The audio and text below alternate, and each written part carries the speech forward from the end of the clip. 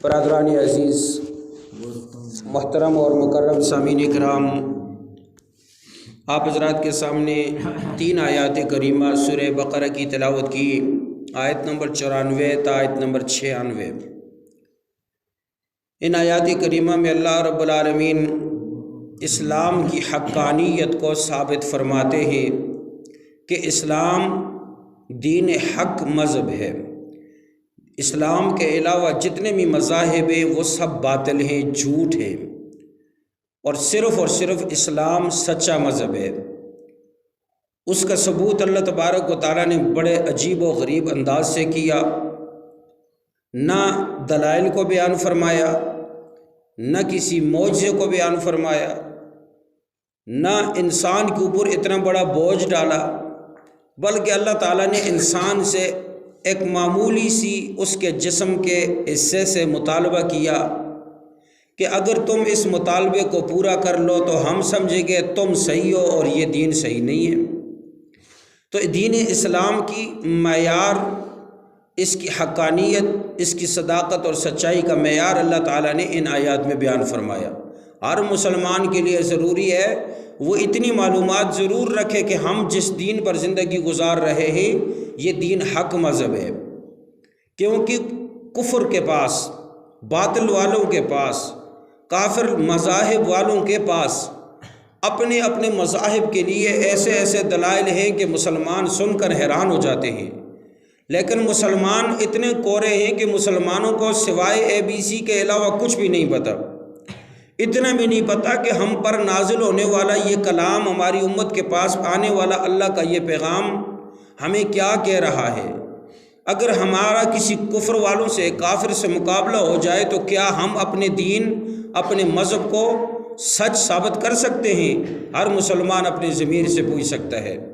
وجہ یہ ہے کہ قرآن سے دوری ہے، دین سے بیزاری ہے، اس لیے ہم اس چیز میں پیچھے ہیں۔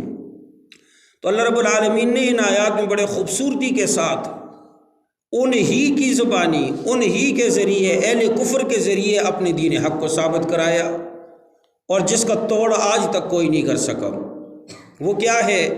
مختصر خلاصہ اس کا سمجھیے تاکہ آپ کے ذہن میں بات آ جائے کہ اللہ رب العالمین ان آیات میں کیا فرمانا چاہتے ہیں۔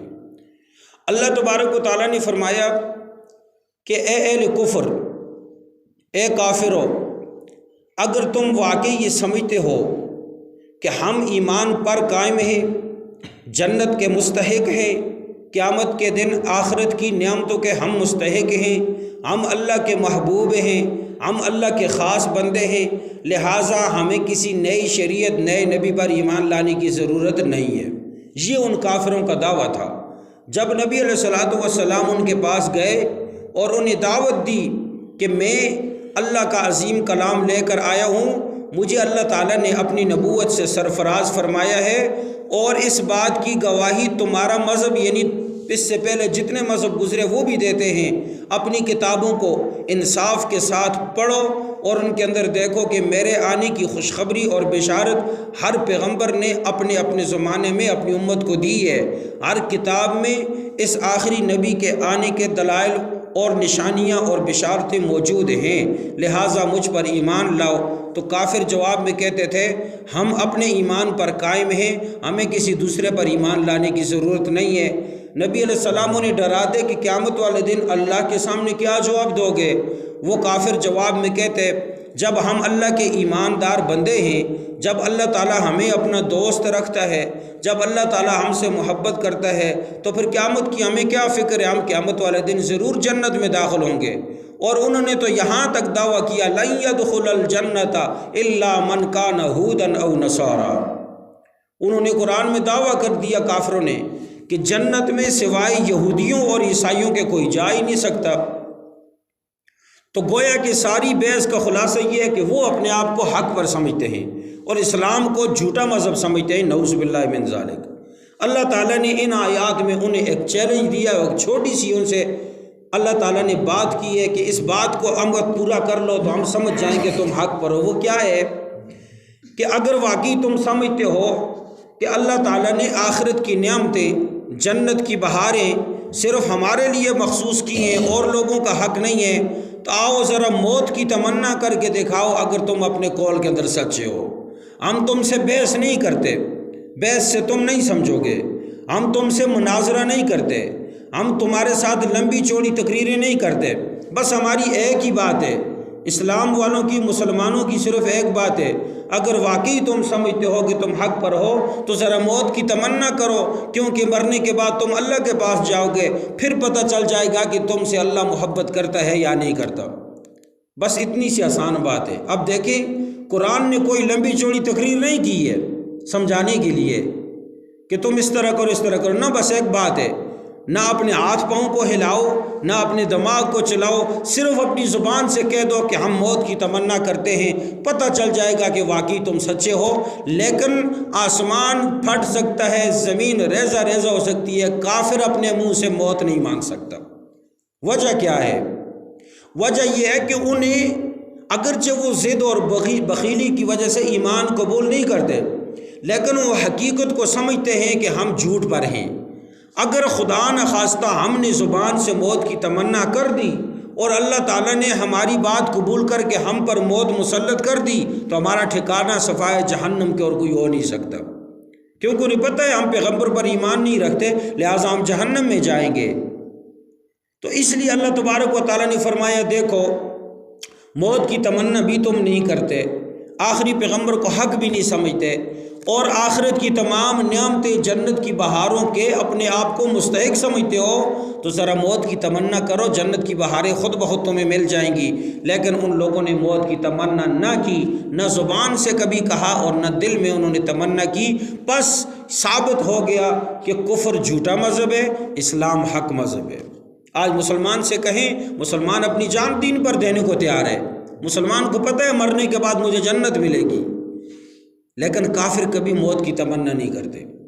قرآن کریم نے صاف الفاظ میں بیان فرما دیا، اس بات سے ثابت ہو گیا، تمہارے اپنے عمل سے ثابت ہو چکا کہ تم جھوٹ پر ہو، اگر تم سچ پر ہوتے نا تو تم موت کی تمنا کرتے۔ اسی چیز کو اللہ رب العالمین نے ان آیات میں بیان فرمایا۔ فرمایا قُلْ إِنْ كَانَتْ لَكُمُ الدَّارُ الْآخِرَةُ عِنْدَ اللَّهِ خَالِصَةً مِّن دُونِ النَّاسِ، کہہ دیجئے پیغمبر صلی اللہ علیہ وسلم ان یہود اور کافروں سے، اگر تم سمجھتے ہو کہ اللہ کے نزدیک، اللہ کے ہاں تمہارے لیے ہی خاص آخرت کی نعمتیں تمہارے لیے تیار کی گئی ہیں، تمہارے علاوہ کوئی ان کا مستحق نہیں، فَتَمَنَّوُا الْمَوْتَ، موت کی تمنا کرو، إِن كُنتُمْ صَادِقِينَ، اگر تم اپنے دعوے میں سچے ہو، وَلَن يَتَمَنَّوْهُ أَبَدًا بِمَا قَدَّمَتْ أَيْدِيهِمْ، قرآن کہتا ہے ہرگز وہ تمنا نہیں کریں گے بسبب ان کرتوتوں کے جو انہوں نے اپنے آخرت کے لیے تیار کیے۔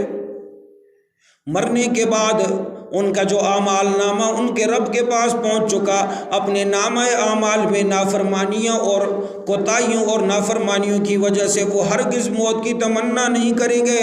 واللہ علیم بالظالمین، اللہ تعالیٰ گناہ گاروں کو خوب جانتا ہے۔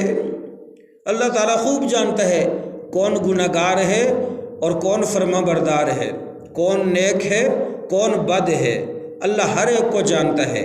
لیکن چلے دنیا والوں کے سامنے اب سوال یہ پیدا ہوتا ہے، ہو سکتا ہے انہوں نے اس چیلنج کو قبول کیا لیکن وہ مشہور نہیں ہوئی، وہ بات چھپ گئی ہو، دب گئی ہو۔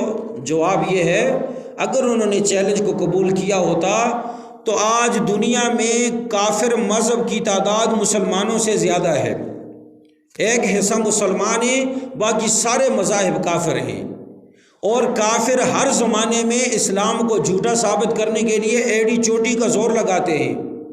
اگر واقعی انہوں نے چیلنج قبول کیا ہوتا تو کافروں کی تعداد زیادہ ہونے کی وجہ سے یہ پوری دنیا میں چیختے چلاتے کہ ہم نے قبول کیا، ہم پر موت نہیں آئی، لہٰذا ہم سچے ہیں۔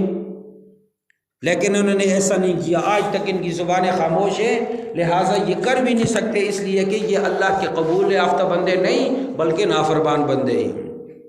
نمبر 2، دوسری دلیل دیکھیں، وَلَتَجِدَنَّهُمْ أَحْرَصَ النَّاسِ عَلَىٰ حَيَاةٍ، اللہ تعالیٰ فرماتے ہیں محبوب آپ ان کو ساری دنیا کے لوگوں سے زیادہ اپنی زندگی پر حریص پاؤ گے، वमिनल्लज़ीन अशरकू, आपको ताज्जुब होगा कि ये लोग तो क़यामत को फिर भी मानते हैं, मगर मुशरिकीन अरब क़यामत पर यकीन नहीं रखते, लेकिन वो भी ज़िंदगी के इतने हरीस नहीं जितने ये यहूद हैं। वमिनल्लज़ीन अशरकू, और जो ये मुशरिक हैं इनसे ज़्यादा भी ये ज़िंदगी की आरज़ू किया करते हैं। यवद्दु अहदुहुम लौ युअम्मरु अल्फ़ सना, इनमें से एक काफिर ये कहता है काश में मुझे 1000 साल की उम्र मिल जाए।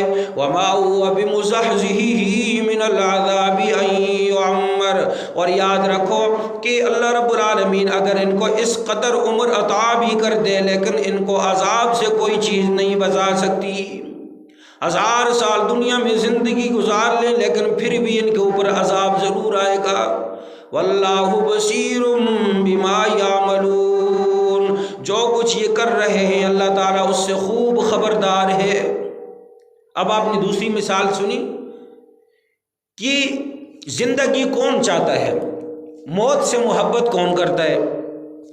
मौत से वो शख्स मोहब्बत करेगा जो अल्लाह से मोहब्बत करेगा, जो अल्लाह से अपना इनाम लेने का हकदार होगा, जो क़यामत वाले दिन जन्नत का मुस्तहिक होगा, मरने से उसे मोहब्बत होगी। मौत से हमेशा वो शख्स डरता है जिसे पता है मरने के बाद में अल्लाह को कुछ नहीं बता सकता, दिखा सकता, हिसाब नहीं दे सकता, कब्र का जवाब नहीं दे सकता, पुल सिरात से नहीं गुजर सकता, क़यामत वाले दिन अपने करतूतों पर शर्मिंदा हूँ, इसलिए मौत से वो लोग डरते हैं। अल्लाह ताला ने फरमाया कि ये काफिर लोग चाहते हैं कि इन्हें 1000 साल से भी ज़्यादा उम्र मिल जाए। अब जो शख्स ज़िंदगी से प्यार करता है और मौत से अदावत और नफ़रत करता है, ये इस बात की खुली दलील नहीं है कि आखिरत इनके लिए नहीं है, बल्कि जो कुछ है इनके लिए दुनिया ही है। इसलिए ये दुनिया में जो कुछ है वो करेंगे, बस इनका आखिरत में सारी बहारें, जन्नत की नियामतें सब ख़त्म हो जाएंगी। ये इसलिए तमन्ना करते हैं काश हमें लंबी ज़िंदगी मिल जाए। और अगर वाकई ये अल्लाह से मोहब्बत करने वाले होते, वाकई ये क़यामत वाले दिन जन्नत के मुस्तहिक होते, तो ये कभी इतनी ऐसी तमन्ना न करते, बल्कि ये कहते बस हमें मौत आ जाए, हमें अल्लाह के पास जाना है। इसलिए ये बात साबित हुई कि इस्लाम हक और सच्चा मज़हब है। इस्लाम को मानने वाले सच्चे मज़हब वाले हैं। आज मुसलमान, बड़े से बड़ा काफिर अगर मुसलमान को चैलेंज कर दे, मुसलमान हक पर है, तो मुसलमान उस चैलेंज को कबूल करने के लिए तैयार बैठा है। लेकिन इस्लाम ने जो चैलेंज काफिरों को दिया, आज तक और बल्कि क़यामत तक वो इसको पूरा नहीं कर सकते। अगर जब वो ज़ुबान से कह देंगे हम तमन्ना करते हैं, लेकिन उनका दिल मुतमईन नहीं होगा कभी भी। और अल्लाह ताला दिलों के भेद खूब जानते हैं। इसके बाद एक वाक़या बयान फरमाया अल्लाह सुब्हानहू व तआला ने